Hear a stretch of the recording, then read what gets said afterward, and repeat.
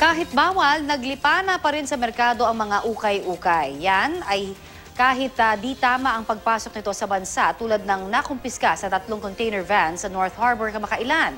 Balitang hatid ni Bam Alegre.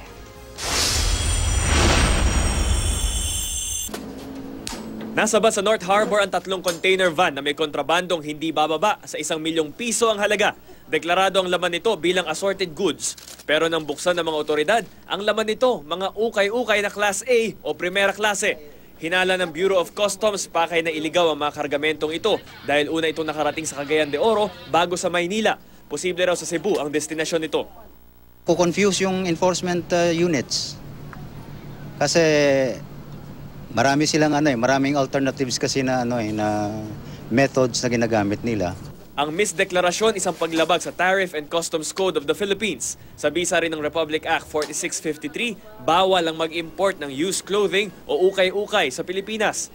Kapag nakumpiska ang ganito mga paninda, tiniturn over daw ito sa mga ahensyang mapapakinabangan nito tulad ng DSWD. Usually, ang mga nangyayari, pagka meron tayong kalamidad, like for example, bagyong Yolanda, nakakaroon ang Bureau of Customs ng donation para sa mga nasalanta. Kahit bawal sa batas ang pag-import ng nagamit na mga damit, hindi may kakailan na nagkalat pa rin ang mga tindahan ng ukay-ukay. Tulad na lang ng gusaling ito sa Bambang, Maynila na may hindi bababa sa 400 mga manininda. As of now, medyo mabenta rin, lalo na pag every Saturday and Sunday. So, yun lang. Minsan pag rainy season naman, talagang matumalang benta nila. Hindi lang din mga ukay-ukay ang umusbong ng mga industriya mula sa mga panindang inangkat.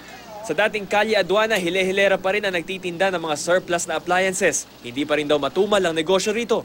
Sir, saan nyo nakukuha yung mga surplus natin? Dito namin nakukuha sa mga container.